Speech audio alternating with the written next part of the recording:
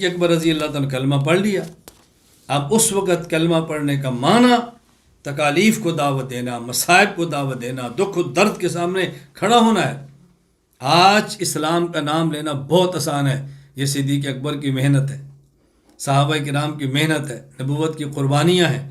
اور اس دور میں کلمہ پڑھنا تو یوں تھا، آپ آگ کو انگاروں پہ رکھنا، انگارے کو شاید ہتھیلی پہ رکھنا سہل ہوگا اور کلمہ پڑھنا مشکل ہوگا. اس دور میں صدیق نے کلمہ پڑھا ہے اور کھل کے پڑھا ہے، اعلان کیا اپنے اسلام کا. حضرت ام المومن امی عائشہ رضی اللہ تعالیٰ عنہ فرماتی ہے، یہ حدیث ابن کثیر السیرۃ النبویہ میں لائے ہیں. عجیب ہے. کہتے ہیں جب کچھ لوگ جمع ہوئے، تقریباً یہ 38 کے قریب تھے. ابو بکر صدیق رضی اللہ تعالیٰ یعنی تقریباً 38 کے لگ بھگ لوگ کلمہ پڑھ چکے تھے، مسلمان ہو چکے تھے، اسلام قبول کر لیا تھا. اور ابو بکر صدیق رضی اللہ تعالیٰ عنہ الح ابو بکر علی رسول اللہ فی الظہور، صدیق اکبر مصر تھے اللہ کے نبی اسلام کا اظہار کر دو، خفیہ کلمہ نہ پڑھے، سب کو بتا دو، اعلانیہ کلمہ پڑھ لے. حضور نے کہا ابو بکر انا قلیل، ہم تھوڑے ہیں. فلم یزل ابو بکر یلح حتی ظہر رسول اللہ، صدیق اکبر رضی اللہ تعالیٰ عنہ مسلسل اصرار کرتے رہے ادب سے، محبت سے، عقیدت سے، حتیٰ کہ پیغمبر پاک نے پھر اعلانیہ اسلام شروع کر دی. اعلانیہ ظاہر ہونا شروع ہو گیا. پہلے تو حضور نے تنہا اظہار کیا تھا نا، اور صحابہ کلمہ پڑھ رہے تھے چھپ چھپ کے. ابو بکر صدیق نے حضور بسم اللہ پڑھے. اب اعلانیہ جو کلمہ پڑھ رہے ہر کسی کو پتہ چلے فلاں مسلمان ہو رہے. وہاں پھر کہتے ہیں مسلمان تو الگ ہو گئے اعلان کے بعد، یعنی اپنے اپنے گھروں میں، قبیلے میں. ابو بکر صدیق رضی اللہ تعالیٰ عنہ قام ابو بکر فی الناس خطیبا ورسول اللہ صلی اللہ علیہ وسلم جالسا. صدیق اکبر رضی اللہ تعالیٰ نے پھر حضور کی جب اجازت ملی تو پھر خطبہ دیا اور کھل کے اسلام کی بات کی. توجہ رکھنا، فکان اول خطیب دعا الی اللہ و الی رسول صلی اللہ علیہ وسلم. کہتے ہیں تاریخ اسلام کا یہ پہلا خطیب ہے جس نے اللہ اور اللہ کے رسول کی بات کی ہے امت میں سے. اول خطیب دعا الی اللہ و الی رسول. پھر یہ کہنا تھا سار المشرکون علی ابی بکر وعلی المسلمین. پھر کفر ٹوٹ پڑا، مشرک ٹوٹ پڑے. فضربوا فی نواحی المسجد، جو مسجد میں وہاں موجود تھے صحابہ کرام، مشرکین نے بہت مارا. اور صدیق اکبر کو تو اتنا مارا، کہتا ہے روندا، ضرب ضربا شدیدا. اور عتبہ بن ربیعہ بےایمان جوتے لے کر آپ کے ناک پر رگڑتا، ایسے جیسے ناک کو چپٹا کر دیا. اس قدر اس غریز انسان نے مارا. صدیق اکبر کے پیٹ پر بیٹھ گیا، صدیق اکبر کے چہرہ پہ چالنا مشکل ہو گیا. بنو تمیم آئے، ان کے قبیلے کے لوگ تھے، صدیق اکبر کو بچایا اور ان کو اٹھایا اور اٹھا کے صدیق اکبر کو گھر تک پہنچایا. اب ان کا شک تھا کہ شاید کہ ابو بکر فوت ہی نہ ہو جائے. ثم رجعت بنو تمیم فدخل المسجد وقالوا والله لئن مات ابو بکر. اب بنو تمیم نے کہا اگر ابو بکر اس حالت میں مر گئے لنقتلن عتبہ، ہم عتبہ بن ربیعہ کو مار دیں گے. کلمہ تو نہیں نے پڑھا تھا لیکن کہا تو ہم بدلہ لیں گے اگر تم نے ہمارے خاندان کے بندے کو مارا. ادھر کیا کر رہا ہے، ابو بکر کی طرف آئے. حد ابو بکر صدیق رضی اللہ تعالیٰ عنہ تھے، اچھا ابو قحافہ تھے، بنو تمیم تھے. صدیق اکبر کو سمجھا رہے ہیں دیکھو مشکل وقت ہے، سہنا بہت مشکل ہے، تم ایسا نہ کرو. وہ جو اتنی باتیں کرتے رہے، حضرت صدیق نے ایک ہی جملہ بولا ما فعل رسول اللہ، حضور کی کیا حالت ہے. حضور کے سال میں صلی اللہ علیہ وسلم انہوں نے بہت اس کو برا سمجھا. فمسوا منہ بألسنتہم وعدلوہ ثم قاموا قالوا لأمی، زبان سے برا بلا کہا کیسا شخص ہے یہ. چلے گئے ان کی والدہ سے کہا کچھ اس کو کھلاؤ پلاؤ، کچھ اس کا خیال رکھو. چلے گئے، وہ چلے گئے. اب ان کی والدہ ہیں، صدیق اکبر ہیں. صدیق اکبر ماں سے بار بار پوچھتے ہیں ما فعل رسول اللہ، حضور کی کیا حالت ہے، اللہ کے نبی کے سال میں ہے. والدہ نے کہا واللہ ما لی علم بصاحبک، مجھے نہیں پتا تیرا ساتھی کس حال میں ہے. اللہ اکبر، مجھے نہیں پتا. اب دیکھو یہ بھی کہتی ہے صدیق اکبر کا ساتھی محمد ہے، مجھے نہیں پتا کس حال.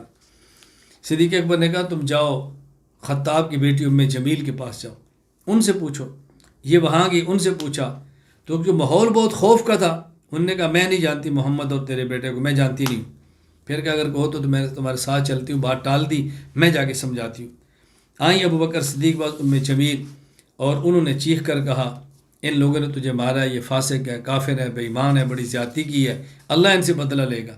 یہ ساری بات سننے کے بعد ابو بکر نے پوچھا ما فعل رسول اللہ، مجھے بتاؤ کہ حضور کا کیا حال ہے، اللہ کے نبی کس حال میں، مجھے یہ بتاؤ۔ ایک ہی بات ہے، ما فعل رسول، مجھے بتاؤ حضور کس حال میں۔ میں ایک بات کہا کرتا ہوں، اس آسمان کے سورج نے صدیق سے بڑا اس زمین پر حضور کا عاشق نہیں دیکھا رضی اللہ تعالیٰ، فنا فر رسول ہے، مجھے یہ بتاؤ حضور کا کیا حال ہے صلی اللہ علیہ وسلم۔ انہوں نے کہا تمہاری امی سن رہی ہے جو کچھ ہو رہا ہے، امی کو تمہاری کو پتہ ہے۔ فلا شیء علیک منہا قالت، پھر والدہ نے کہا صالح میں صحیح ہے، ٹھیک ہے ٹھیک ہے۔ فأین ہوا، ہیں کہاں پر وہ؟ انہوں نے کہا وہ دار ابن ارقم میں۔ صدیق اکبر کہنے لگے فإن للہ علی اللہ اذوق طعاما ولا اشرب شرابا او آتا رسول اللہ صلی اللہ علیہ وسلم او آتی رسول اللہ صلی اللہ علیہ وسلم، میں تب تک نہ کھاؤں گا نہ پیوں گا یہاں تک کہ میں حضور صلی اللہ علیہ وسلم کی خدمت میں چلا جاؤں، حضور کو دیکھ لوں۔ ان دونوں نے اٹھایا، سہارا دیا، صدیق اکبر وہاں لے کر گئے، وہاں جانا تھا، نبی پاک صلی اللہ علیہ وسلم کے پاس پہنچے، فَأَقَبَّ عَلَيْهِ رسول اللہ فَقَبَّلَهُ، حضور صدیق کے اوپر یوں آئے اور صدیق کا بوسہ لیا، وَأَقَبَّ عَلَيْهِ الْمُسْلِمِينَ، پھر مسلمان بھی آگے، بہت رقت جاری ہو گئی۔ نبی پاک صلی اللہ علیہ وسلم کا بہت دل بہت غمزدہ ہوا ابو بکر صدیق رضی اللہ تعالیٰ عنہ کی اس حالت کو دیکھ کر۔ اس حالت کو دیکھا صدیق اکبر رضی اللہ تعالیٰ عنہ کہ اس تکلیف کو دیکھا اور رقت طاری ہو گئی، تو صدیق اکبر نے کہا یا رسول اللہ میری ماں باپ آپ پر قربان ہوں، مجھے آپ کوئی تکلیف نہیں، بس میں نے آپ کو صحیح سالم دیکھا، میری ساری تکلیفیں ختم ہو گئی۔ یہ تھے ابو بکر صدیق رضی اللہ تعالیٰ عنہ جو یوں کھلے عام اسلام کا اظہار کر رہے۔ یہاں ایک بات بڑی اچھی طرح سمجھو، یہ بات کہی جاتی ہے حضرت عمر بن خطاب رضی اللہ عنہ اس قدر دلیر تھے، عمر بن خطاب آئے تو انہوں نے فرمایا یہ نمازیں چھپ کر کیوں؟ عمر نے کلمہ پڑھا ہے نمازیں کھل کر حرم میں ہوں گی، ہم اس کو مانتے ہیں، ہم عمر کے دیوانے ہیں، حضرت عمر کی جرأت کے معتقد ہیں، لیکن یہ دیکھو ابو بکر صدیق رضی اللہ تعالیٰ عنہ کون ہے؟ صدیق اکبر کان اول خطیب دعا الی اللہ و رسولی، صدیق بھی پہلے شخص ہیں جس نے کفر کے مجمع عام میں کھڑے ہو کر اللہ کی توحید اور پیغمبر کی نبوت کی بات کی ہے۔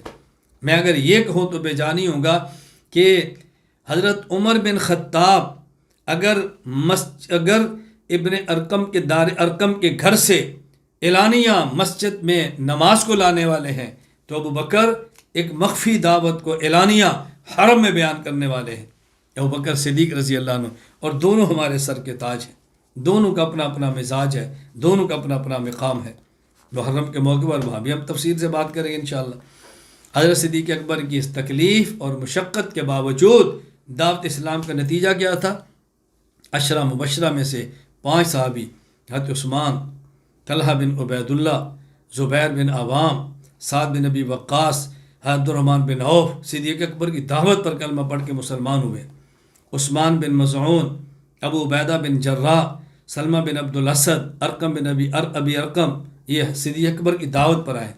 یہاں میری بات اچھی طرح سمجھ دو، میں ساتھ ساتھ کچھ باتیں سمجھا دوں، توجہ دینا۔ کلمہ اسلام پڑھنے کے بعد اور دین اسلام کو سمجھنے کے بعد، نبوت کے دامن سے وابستہ ہونے کے بعد، صدیق اکبر رضی اللہ تعالیٰ عنہ کی سب سے اہم فکر اور سب سے اہم سوچ یہ تھی کہ کون سا شخص مکہ مکرمہ میں ایسا ہے جو صاحب حیثیت ہے اور جس کے کلمہ پڑھنے سے اسلام کو قوت ملے گی، وہ کون ہے، میں اس کو حضور کے دامن سے وابستہ کر دوں۔ یہ صدیق کی بات سمجھ آئی اور اس پر صدیق اکبر نے کام کیا۔ میں آج بھی آپ سے کہتا ہوں، اگر کام کی حقانیت کا یقین ہو تو انسان اپنے اوپر اس بات کو سوار کر لے کہ ہم امت کے ہر فرد کو ہم کس طرح اپنے کاج کے ساتھ جوڑ سکتے ہیں۔ یہ مشن صدیقی ہے، یہ صدیقی مزاج ہے۔ حضرت ابو بکر صدیق نے کیا کام اور کر کے دکھایا۔ پھر ابو بکر صدیق رضی اللہ تعالیٰ عنہ، یہ تو آپ کی جان کی قربانی تھی، مار کھانا، لوگوں کو دین پر لانا.